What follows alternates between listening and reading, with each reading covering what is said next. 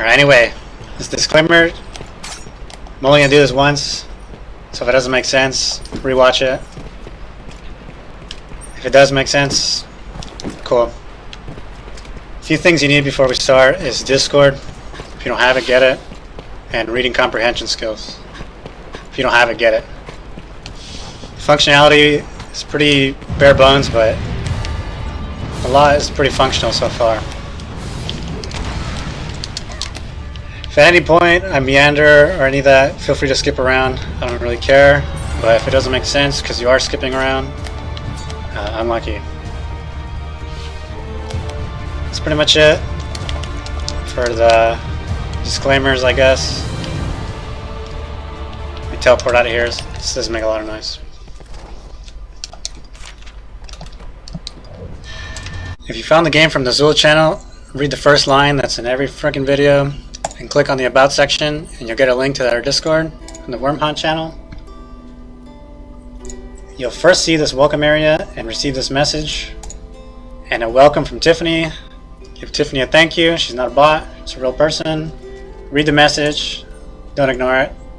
It's not just a random TLDR garbage. For the most part, you can ignore all the text channels except DDO General.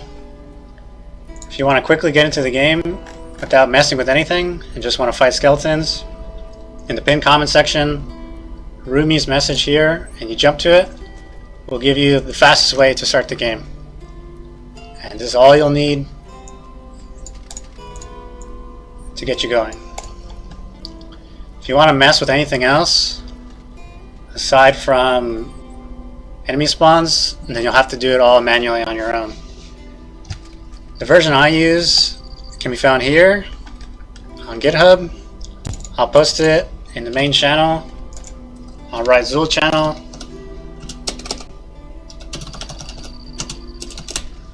Just type it in your search bar.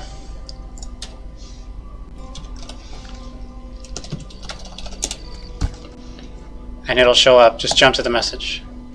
What you want to do on the GitHub page is download a zip. You'll get a copy of it, put it wherever you want. I've got it in a P server folder for simplicity. You'll extract it. Then you need to have everything that's listed down here. If you're able to read, then this will help you immensely and you'll figure it out in no time. If you can't read, just figure it out. For my personal use, I use Visual Studio because it's kind of easy, kind of not, but it's the one I went with. Get the community version, it's free. Doesn't take anything. Once you open it up, you'll get a message like this, a box like this. Open your local folder and path to where you place your file. I have mine in a P server. Select this folder. Open it up. If you do not get this view immediately, click on Solutions down at the bottom, Solution Explorer. Occasionally it'll look like this, but if it goes directly into this view, it's fine. Click on the Dragon's Dogma line.sln. It'll initialize and eventually we'll display everything. It changes the view to this. And on the first option, right click it, click on Properties. Go to Debug, open Debug, type in Server Start in this box, this first box. Close it. For your startup project, ddon.cli, click the play button, get a command. If it looks like this, it should be working. This error is due to something I don't know, don't ask me. And if you have your game open, you should be able to connect right away. There'll be two characters, a test character and Rumi. Select Rumi since it actually works. You can pick either starting location, does not matter.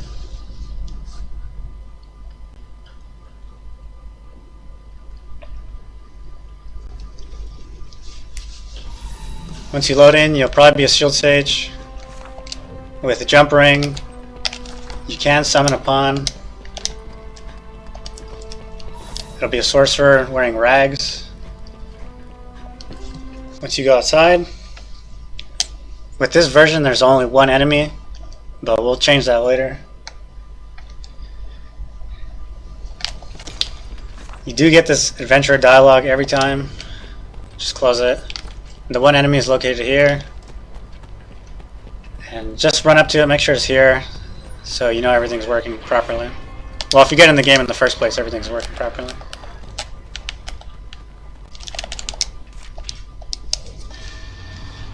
So now, you want to start changing things.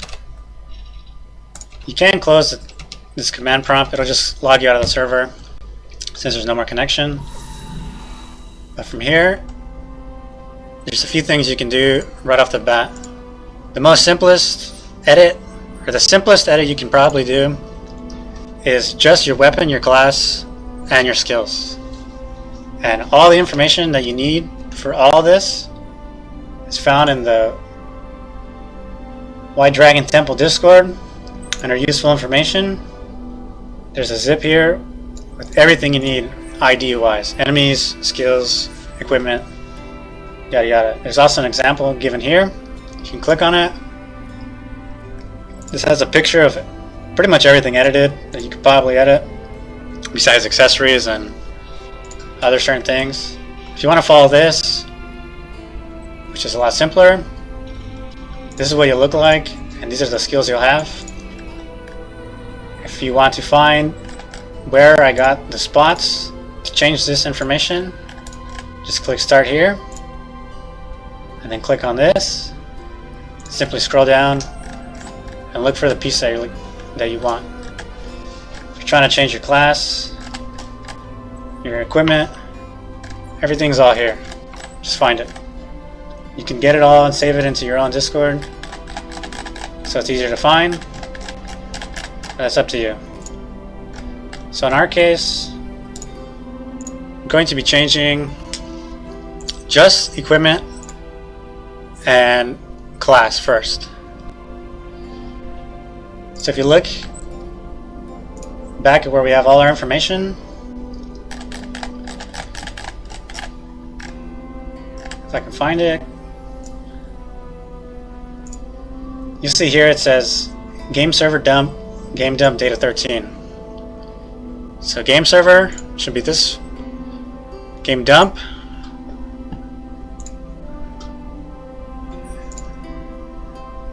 and then look for 13. And this is everything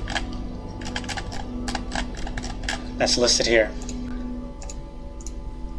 So for our purposes, we're going to be changing our equipment, primary weapon, secondary weapon, and our class. So all these elements here. The picture shown, 6199 is our primary. So you'll scroll down, 362. Here's 6199, that is our primary.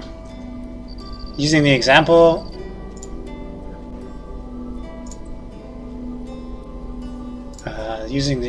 here, we're going to change it to 4A DC. If it's too small to see, open it in a bigger window. So 4A DC. And we're not going to need a primary because we're going to be a seeker. So it'll be 0 and 0 for that. We know it's this portion since we have that wonderful information from Light here. 62B, I changed that to 00. So now we do no longer have a secondary. Let's change our vocation. We'll see here a photo of the vocation. Scroll up, it's listed as 5. Seeker is 2, so we'll change it to 2. So now our vocation will be Seeker, and our class weapon, our primary weapon will be daggers, crimson daggers. So now to change your skills and vocation, or your skills for each palette, it's also here, game server, in-game, dump 54. So game server again, in-game here, then we'll go to 54.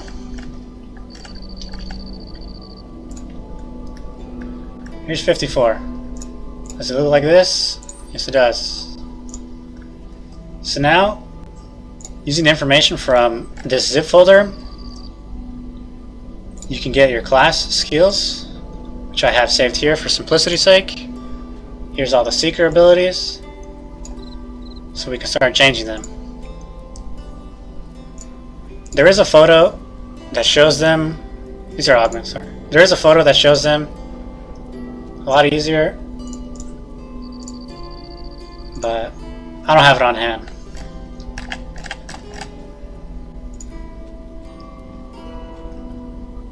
Here it is. Here's a photo that shows them in a simplistic way. He explains how they work and which one to change. So using his information and the seeker class skill list, we'll go ahead and start changing our skills. So for the first thing we need to do is change them all to 2, since our vocation is seeker, and in the game seeker is 2.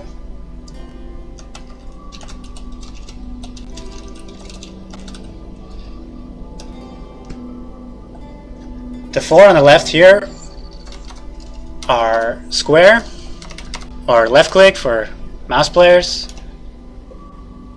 and this side on this is right click or triangle for controller players. The first 2 is palette 1 or L1, shift. This is R1, control, and then these are the second palette. So we'll change palette 1 to Whirlwind Blade. Let's see what Whirlwind Blade is.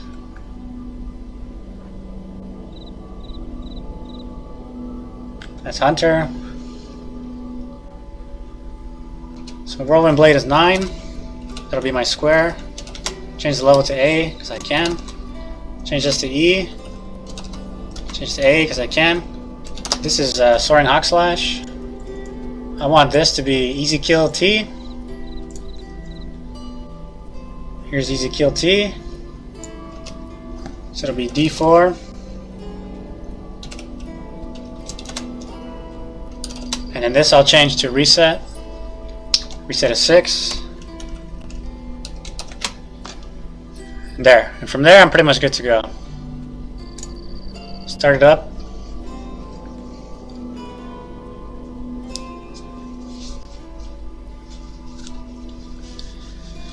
Once again, you'll get dialogue that is being built. Your command prompt will open. You'll once again get the same errors as usual. If you see this, it's working. So you can log back in.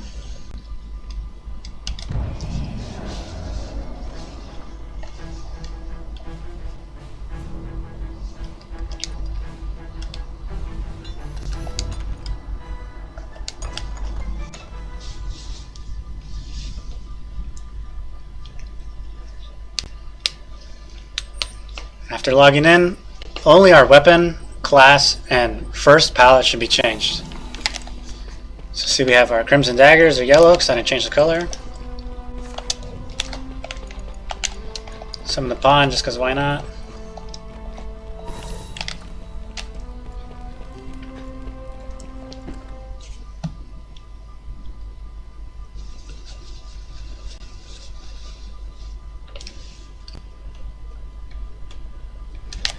And we'll see my first palette, Reset, Soaring Hawk Slash, Whirlwind Blade, Easy Kill T.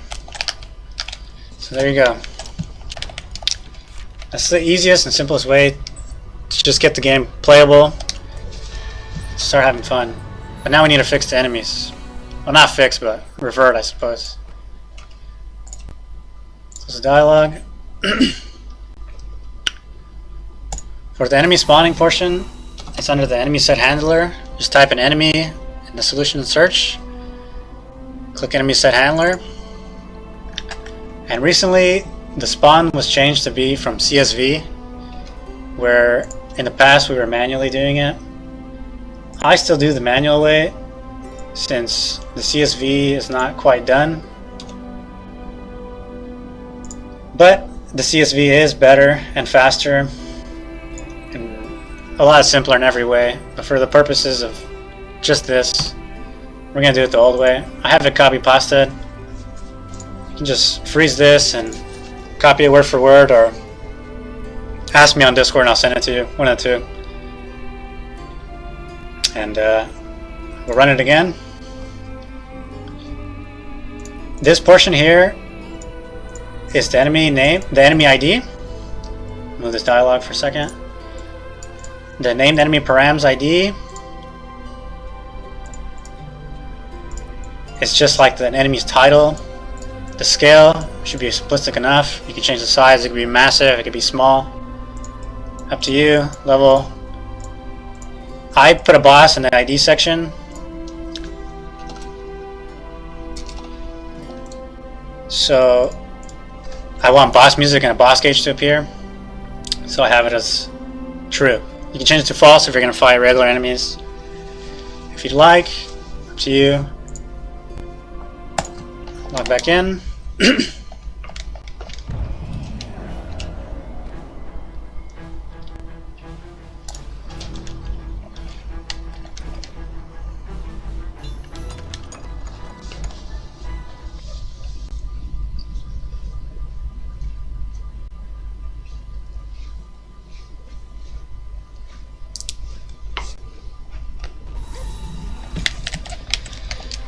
So now after logging in, run back out or teleport.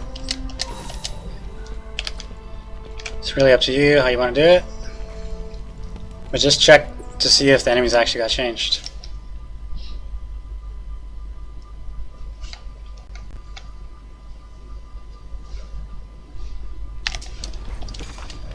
The quickest way is to check the minimap. If there's more dots, it means we reverted it. Sorry, Lath, I know your ID is better, but this is just easier for me and probably for other people. Here's Beastmaster.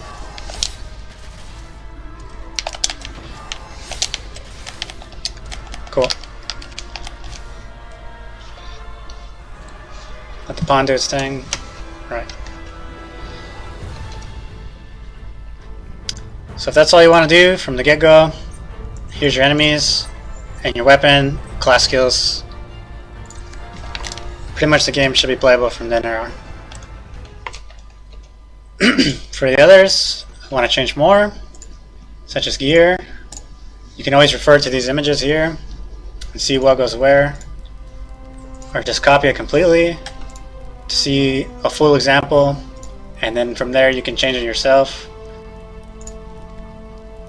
But if you have any questions, ask somebody. Preferably you figure it out yourself, or try to figure it out yourself and then ask. But from here you can really do anything you want. Change augments, change your skills, change your crest. If you want to change your pawn's abilities and your pawn's gear, you can type pawn in the search bar in the screenshots page. Hopefully you'll see a message from me that has the information.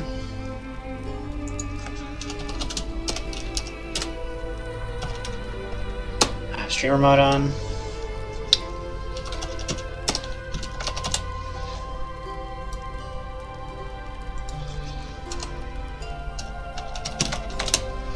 Pawn data, here you go.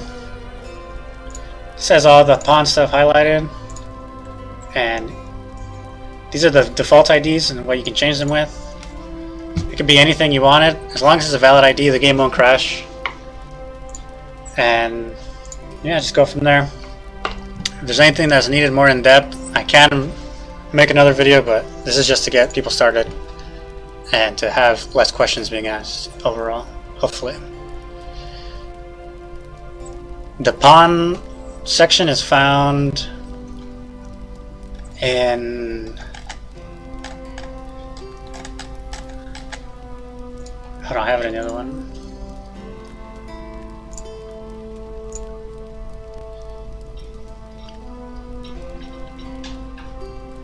Another thing to note, if you change the spawning method from CSV to the old way, you will get an error dialog box every time you open your Every time you open Visual Studio, just hit no, ignore it, don't worry about it. It's found in selected dump, data dump, pawn 35, 316. This is where you'll change your pawn data. So yeah, here we go. Like I said, good luck. Any questions? Ask someone else.